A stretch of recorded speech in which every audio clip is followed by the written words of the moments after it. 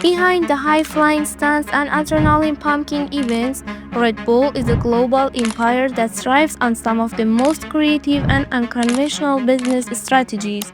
From creating a unique energy drink formula to dominating the media via television. While everyone knows the brand for its bold marketing and extreme sports sponsorships, there is a much deeper story of secretive investment, multi-million-dollar partnerships, and relentless pursuit of growth. But what about the untold part of Red Bull's revenue? How does it consistently top the charts without relying on product sales?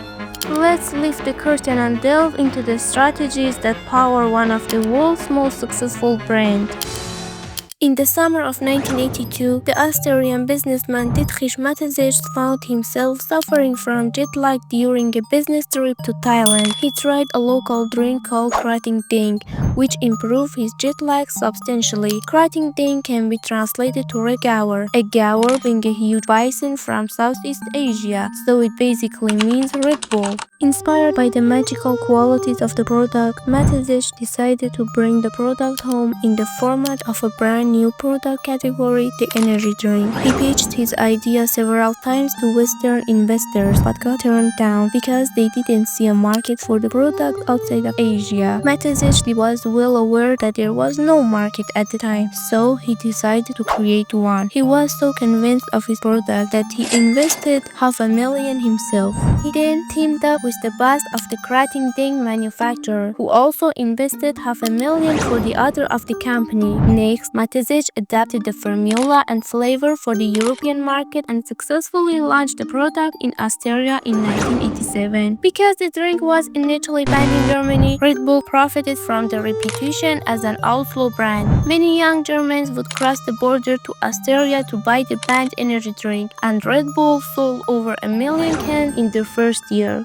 From Austria, it quickly spread across Europe, first to Slovakia and Hungary in 1992, and then to Germany and the UK in 94. When they entered the US market 3 years later, Red Bull was selling over 1 million cans every day. Soft drink giants like Coke and Pepsi could benefit from deeper pockets, but they underestimated the strategic intent of Mateschitz and the upcoming brand. He created a new species of corporation that focuses only on the downstream activities of the value chain while outsourcing operations such as production and logistics. That means the Red Bull itself is actually not producing the drink. Production and filling of the cans is completely outsourced, so Red Bull can fully commit its resources to selling the drink. Looking at the profit margin that pays off, one of Red Bull's secret to success is that they can charge a much higher price than their competitors. Red Bull makes each can for approximately 9 cents. The suggested retail price for a can is $3.59. The biggest customers like Walmart and big grocery stores pay between $44 and $48 per case of 24 cans. That means $1.87 per can, which is more than 20 times the cost of production. To create a market for his product, Mateschitz first focused on the club scene. It's really hard to imagine a student party without several packs of Red Bull on hand, since the company actively made use of student brand managers. Brand managers were popular university students encouraged to promote Red Bull on university campuses and to throw parties at different locations supplied entirely by Red Bull. Volkswagen Beetles with larger-than-life Red Bull cans strapped to their backs showed up at beaches, at college, gyms, and even office buildings with free samples. Bartenders quickly learned that this new drink was a money machine. It is likely that you have at least once tasted a Red Bull mix with vodka and Jaeger,